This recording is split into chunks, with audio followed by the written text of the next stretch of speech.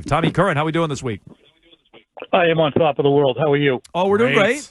We checked out your latest at NBC Sports Boston. I know you think the Patriots delivered a proof of concept victory over the Carolina Panthers this weekend. Why do you feel that way? Because they played on defense, save for the first drive, the way that you expect and hope them to. They played offensively, intelligently. They didn't have an excessive number of penalties. They made plays on special teams. But the most important proof of concept was if you want to extract yourself from being in the bottom quarter of the league, anywhere between 25 and 32, you have to start showing separation between yourself and those teams. And this was the first time that they showed if we play well and up to our capability, we can win by 29, should have been 36 points, because we're not those teams anymore. So that, to me, I think was the most interesting. And when you look at the 4 games, they have riddled their feet with bullet holes in the 2 losses. And one was by 7 points and one was by 6 points. They're a little bit better than we expected, and I know that the pitching is batting practice level, but that's the way the league is right now, too.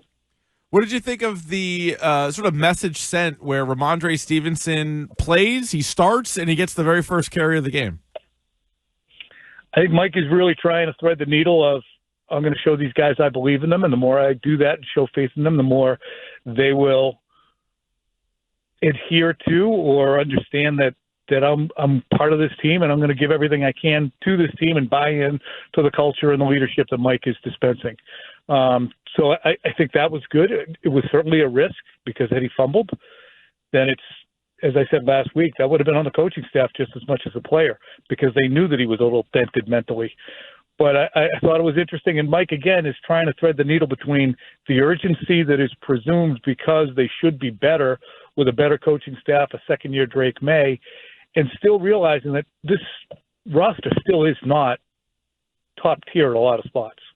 You mentioned the slow starts and how strong they were defensively outside of that. Do you see like an overlapping theme there or a correlation in some of these games? Why the slow starts, and how do they get that fixed?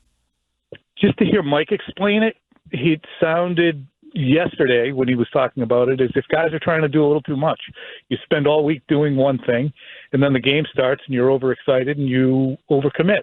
So tempering that level of enthusiasm and just trying to start calm might be part of it. And I also think that teams have a good script, and how quickly can you adjust? You know, last week Pittsburgh absolutely riddled them on the first 2 drives, and then they adjusted and calmed down. Mike, I think, literally used the words calm down. So I think those 2 things are working in concert. What did you think of Mike Vrabel yesterday being asked about Josh McDaniels, and his first response was, it's everybody on offense, not just Josh?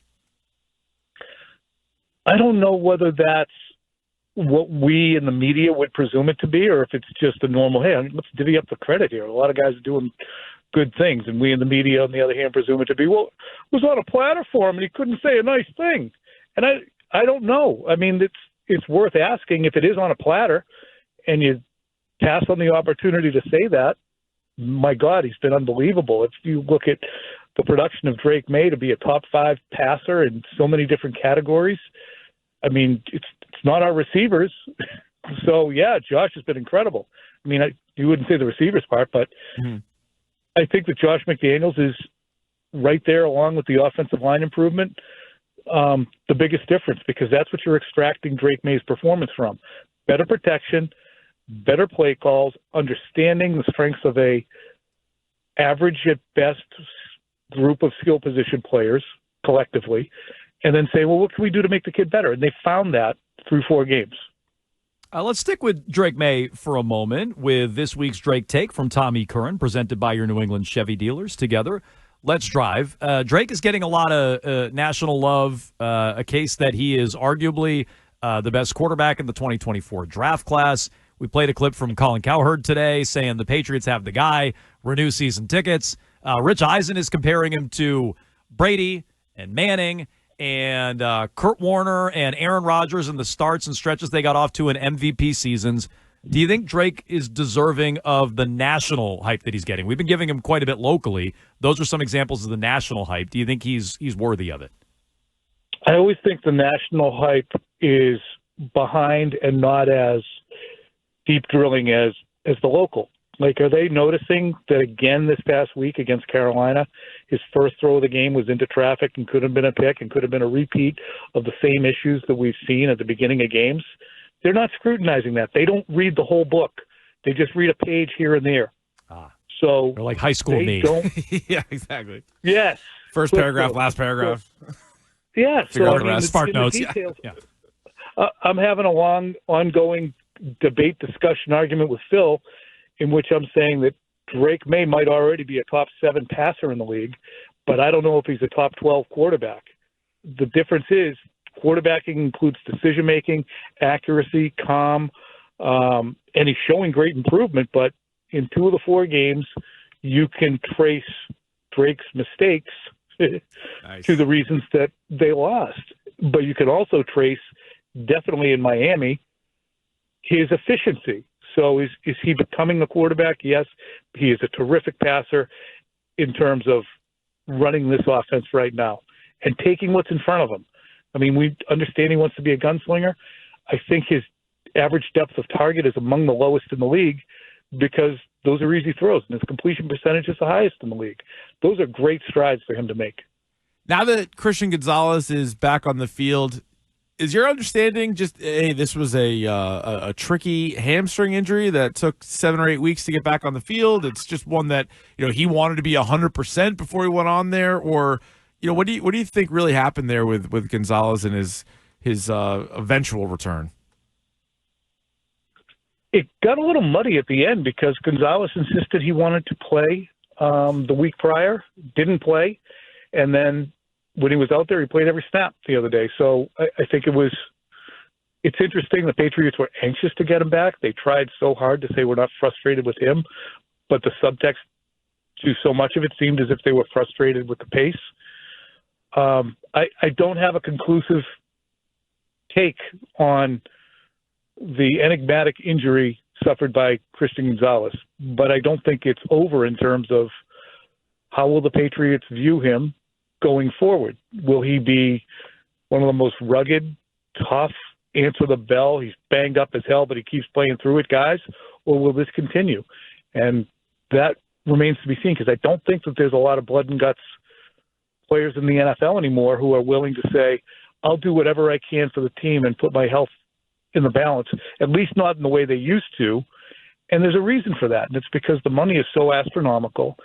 They grow up in an NIL atmosphere. They're able to understand that they are personal corporations who can set up generations of their family. So I don't begrudge them the decision to say, I'm going to do what's best for me here. I know I want to play. I'd love to play, but I have to do what's best and reasonable for me no matter how much you need me. So I think that it bears watching, and it bears watching with every player, and it bears watching across the league, how the mentality of, look, I'm going to do what's best for me here. I understand what you want, but I do have to put myself first. What did you see out of Stefon Diggs on Sunday? And I guess, put another way, did you see anything different out of Diggs usage-wise? He was in the slot more. He played more snaps. There were more explosive plays. Do you think that was a product of who they were facing in Carolina? Do you think that's a product of him getting healthier, the way they're utilizing him? How did you see that play out on Sunday? I think there was a little bit of zone being played, and he's so friggin' smart, and he runs with such good pace in terms of understanding, okay, I go 60 here, and now I'm going to go up to 80, and then I'm going to slow down. So I just think he's got incredible mastery of the nuances that Drake Maye really needs. I was on the 33-yard reception across the middle as he was running. I said, wow, he's not very fast. And like Tatum, it's still eye-opening to think that this guy is playing as many snaps as he is so soon after his ACL. I know Achilles is different, but this guy's playing football, which, you can get your leg wrecked in a hurry, as we saw last night. So it's pretty amazing to me. But I also thought what was interesting was the ability to back shoulder that he showed on 2 different occasions, especially down the right sideline when he had that back shoulder throw that got them inside the 10-yard line. Just, it's good that Maye – can you imagine Maye hooking up like that with Devontae Parker? I mean, that's what was passing as their number one. Yeah. That was their number one receiver. Jalen Polk or someone like that. Yeah, exactly. Juju. Good point. Yeah, don't think so. What have you thought so far 4 games into Will Campbell's career? Excellent. It's really, really good. Watch the first play of the game last week if you can, and he just absolutely rototills the guy that he's blocking and then lands on him. Is that 11? He threw 11 to the ground. I don't even know who that was, but I know the play you're talking about, Tom. Yeah, belly flopped on him. He's been great. I mean, the offensive line to me is the number one story of this team's success. That's why they're good. That's why Drake Maye has the opportunity to be who he's becoming. And nothing else would work if they were not at least, and this, I'm looking at it, and they're still probably like I don't know where they would fit in the NFL in terms of offensive line units, but they're probably not top 5 or 10, but it just looks somewhat competent or higher than competent that you're like, my God, he's got all day. We're just not accustomed to seeing that. What sort of chance are you giving them in Buffalo on Sunday night? I still think they have some idiocy left in them. I do. I don't think that one game of tremendous intelligence and efficiency and great responsibility against a team that didn't test them at home is enough data to show that they're ready to do that in Buffalo against a team that won't blink, that is the best team in the NFL and the odds-on favorite to go to and win the Super Bowl. They have to play almost perfect to stay within a touchdown all game. They have to play almost perfect and not make mistakes. If they can play mistake-free and lose 27-17, there's not back-breaking penalties, there's not mind-numbing turnovers. The third down conversions that Josh Allen makes, you look at it and go, well, what are you going to do? He's the best player in the league. He's got a guy hanging off him, and he throws it 45 yards downfield, and there was a guy there, and they caught it. I mean, those are the things that you'd say, okay, well, Buffalo's better.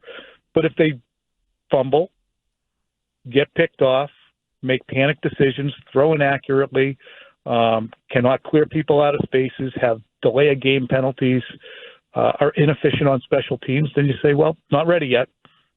Not panicking because you have New Orleans and Cleveland and Tennessee and you guys and the Jets and the Giants, just a litany of teams that you can still get to 7-3 or 8-3 without really losing your mind. Isn't that unbelievable? Like Cincinnati. Well, no, that's what I was going to say, Tom. I was, going into the season, one of the reasons why a lot of us predicted them to have a bunch of wins was really based on their opponents, and it's actually even gotten easier. Like, no Joe Burrow. Lamar Jackson's banged up. We'll see what happens. That's late in the season. But Tyreek Hill, you won't see him in the second go-around. Malik Neighbors, you won't see him in that Giants game. So, yeah, you have the 2 Buffalo games. I think Baker Mayfield and Tampa are good. We'll see what Baltimore looks like. That's it. And Baltimore's defense is terrible. So it's like that's the whole list. Schedule. Yeah, like those are the remaining tough games. So even if you lose, it would knock the wind out of everybody's sails if the Bills blow them out. But then you can easily bounce back with 4 straight games where you're going to be favored in. Yeah, it was interesting the other day, too. I think it was Dave Canales was talking about the Patriots and saying that, well, Mike kind of just does what he does, and they do it well and they do it efficiently. And there was conversation as to whether or not that was insulting. I think it was on the Sunday morning show, actually, we were discussing it, or they would before I came on. Mm-hmm. And there's no shame in that. And that's actually how the Patriots should be. Look, if you're good with your 3-wood off the tee, don't pull out your driver to try and make a point. Mm-hmm. Just keep hitting the 3-wood. What difference does it make? So if they're good at playing a particular way and they don't shoot themselves in the foot when they play a particular way, do that, because that should be enough to help you beat these teams that are taking on water, like Tennessee or Cleveland or whoever else. Mm-hmm. Tom, I'm curious for your perspective on this. You've covered sports in this town for a long time. 20 years ago, Patriots regular season games versus Red Sox and Yankees in October would be an afterthought. I'm curious what you think of the state of the Red Sox-Yankees rivalry, playoff game tonight within the city compared to how the Patriots are viewed, how Red Sox-Yankees used to be viewed, your perspective on how that's changed over the last, call it, 20 years. I think consuming the Red Sox has changed so drastically. It was really the early 90s, late 90s that fed into the fever of the early 2000s. Look, if they won a World Series, people were going to lose their minds anyway because it had been so long. But the Ortiz, Manny, Garcia Parra, Rodriguez, the dalliance with Rodriguez, the fact George Steinbrenner, he was still alive, right? Oh, yeah. Yep. Steinbrenner, it just harkened back. The link was still there. Consuming the Red Sox now is so different. It's, to me, and I think as we get older, we have less time to spend 3 hours a night, 5 nights a week. It's like watching, a 3-hour movie, 5 or 7, 6 nights a week. You're not going to do it. But so it's harder to consume, and the players are more transitory.